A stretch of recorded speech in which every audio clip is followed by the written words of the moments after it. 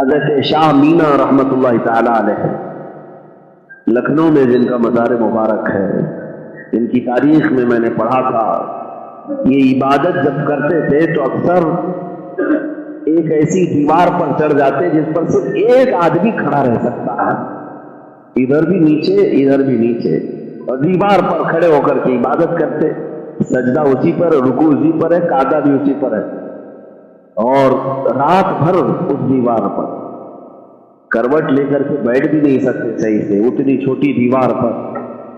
ان سے اگر مریدین کہتے کہ حضور اس دیوار پر عبادت کرنے کا کوئی اہم راز ہے، کوئی وجہ ہے، تو حضرت شاہ مینا رحمۃ اللہ علیہ فرماتے ہیں زمین اگر کشادہ ہوگی تو زمین دیکھ کر کے نیند آنے لگتی ہے، نیند کا غلبہ آ سکتا ہے، اور خواہشات غلبہ کر جاتی ہیں تو عبادت میں کمی ہوتی ہے۔ میں اس دیوار پر اس لیے عبادت کرتا ہوں کہ اگر نیند آ بھی گئی تو گر جاؤں نیچے، اور گر جاؤں مجھے چوٹ لگ جائے جسم پر، تاکہ اس جسم کی وہی سزا ہے جو اللہ سے غفلت کرتا ہے، بعد میں جو سزا ہوگی وہ اور سخت ہوگی، اس لیے میں پہلے ہی اس جسم کو سزا دیتا ہوں کہ اگر عبادت میں یہ کوئی غفلت مجھے لاتا ہے یہ جسم، تو اس کو تو سزا ہونی چاہیے، چاہے یہ اونچی دیوار سے کیوں نہ گرے۔ سیدنا ابو بکر شبلی رضی اللہ تعالیٰ عنہ سلسلہ قادریہ کے بڑے بزرگ ہیں، غوث پاک رضی اللہ تعالیٰ عنہ کے دادا پیر ہوتے ہیں، جن کے نام سے شجرہ پاک میں آپ پڑھتے بھی ہیں بحر شبلی شیر حق دنیا کے کتوں سے بچا۔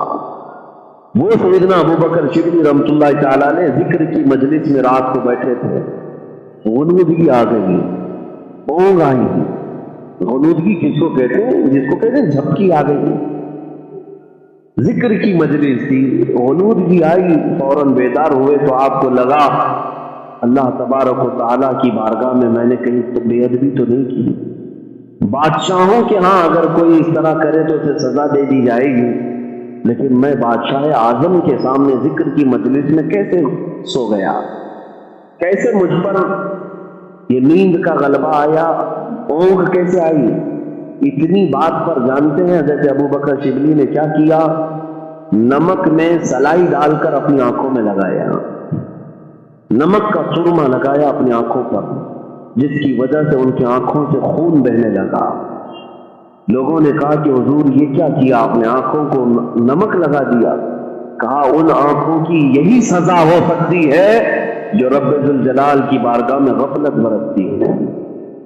خواہش تو نیند کی وہ قربان کرتے تھے میرے عزیزو، یہاں گناہوں کی قربان نہیں کر پا رہا ہے ہمارا جوان۔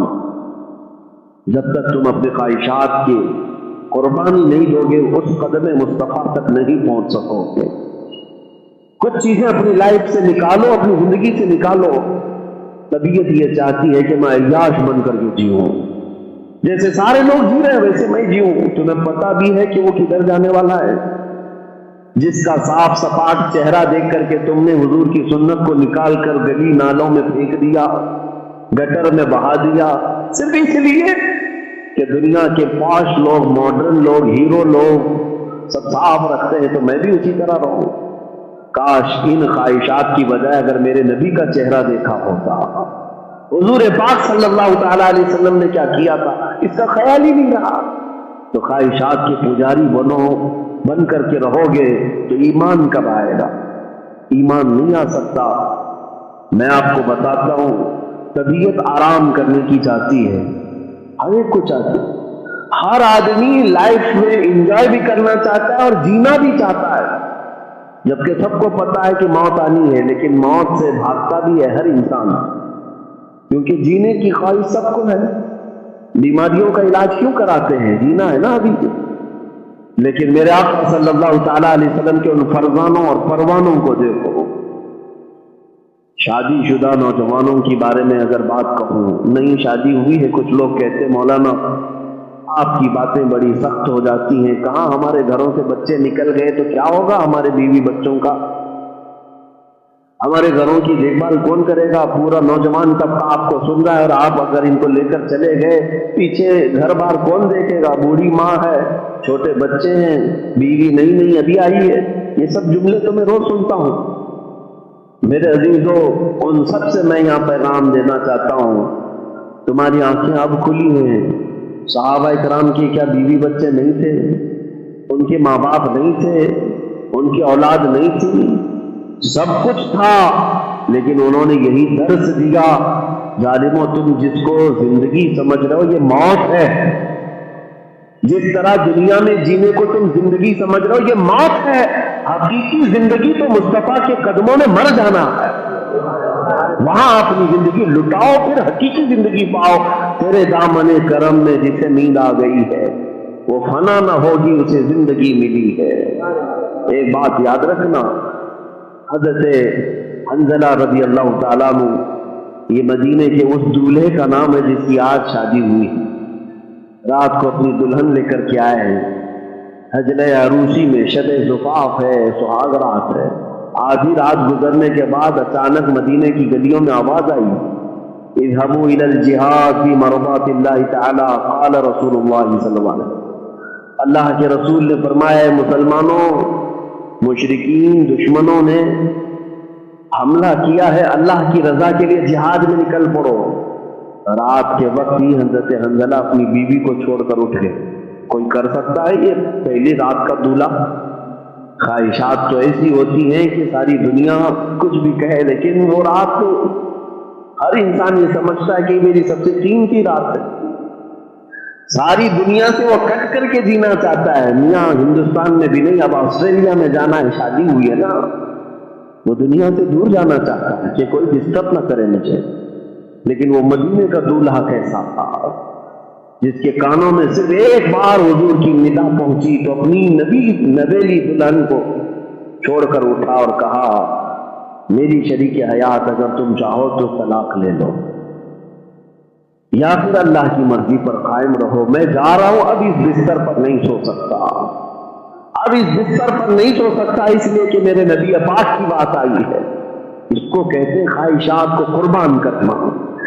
طبیعت تو چاہتی ہے کہ بستر پر سوؤں، یا نماز کے لیے نہیں اٹھتے، وہ حنظلہ تلواروں کا مقابلہ کرنے کے لیے بستر چھوڑ کر اٹھے تھے، ہاں میدان جہاد کے لیے جا رہے تھے، لیکن وہ عورت بھی ایسی نہیں تھی کہ پاؤں پکڑ کے رونے لگ جائے، کہاں مجھ سہاگن کو ابھاگن کرنے جا رہے ہو، کہاں ابھی ابھی لا کر کے کسی کے حوالے کرنے جا رہے ہو، نہیں، وہ خاتون مدینہ تھی، مدینے کی وفادار خواتین میں سے۔ انہوں نے کہا اے میرے سرتاج، اے میرے شریک حیات، جائیے، اللہ حافظ، آپ کسی ایرے غیرے کے لیے نہیں جا رہے، میرے مصطفیٰ کے نام پر جا رہے ہیں، آپ جائیں، اگر آپ صحیح سلامت لوٹ آئے تو میں غازی کی بیوی کہلاؤں گی، اور اگر نہیں لوٹ پائے تو بھی میں فخر سے شہید کی بیوہ کہلاؤں گی۔ گئے حضرت حنظلہ اور میدان احد میں شہید بھی ہوئے، میدان احد میں شہید بھی ہوئے۔ ان کی بات میں اکثر یاد بھی کرتا ہوں، میرے عزیزوں توجہ چاہتا ہوں، توجہ۔ حضرت حنظلہ وہ صحابی ہیں جب رات میں اٹھے تھے تو ان پر غسل واجب تھا، اپنی بیوی سے بستر سے اٹھے تھے تو غسل واجب تھا، اتنی دیر بھی اپنے گھر پہ ٹھہرنا انہوں نے گوارا نہیں کیا کہ غسل کر لوں، دوڑتے ہوئے اسی حالت میں شریک جہاد ہو گئے۔ ان کا کہنا یہ تھا کہ کبھی نہانے میں دیر ہو گئی تو میں حضور سے پیچھے نہ ہو جاؤں، حضور پاک صلی اللہ علیہ وسلم کے صحابہ کی جماعت سے میں پیچھے نہ رہ جاؤں۔ یہ خواہشات کی قربانیاں نہیں ہے تو اور کیا ہے؟ لائف کون نہیں چاہتا، جینا کون نہیں چاہتا، لیکن ان صحابہ نے بتایا کہ حضور پاک کے نام پر اگر دنیا وار دو گے تو اللہ ہمیشہ کے لیے تمہارا نام زندہ رکھے گا، ویسے بھی تو مرنا ہے نا ایک نہ ایک دن، کب تک جیو گے، کب تک جیو گے مجھے بتاؤ، کسی نہ کسی دن تمہاری زندگی کی شام ہونی ہے، یا تو تمہیں بیماریاں جکڑ لیں گی یا تو پھر کسی ظالم کے شکنجوں میں پھنس کر کے مرو گے، یا بھی یہ بیماریاں پھیلی کب کس کے گھر پر آئے، دوپہر میں تو دسترخوان پر بیٹھا تھا، شام میں پتہ چلا قبرستان میں ہے، حالات ہے، رات کے وقت اچھے خاصے بات کر رہے تھے، کل کی صبح پتہ چلا کہ نہیں ان کا لاشا جا چکا ہے، اچانک موت تو عام ہو چکی ہے، جانا تو ہے ہی ہے دنیا سے، تم ہزار چاہ کر کے بھی اپنی لائف کو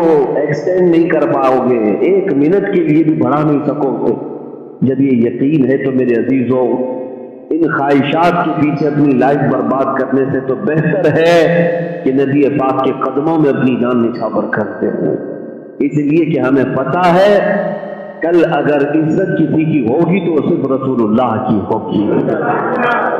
عرش حق ہے، مسند رفعت رسول اللہ کی، دیکھنی ہے حشر میں عزت رسول اللہ کی۔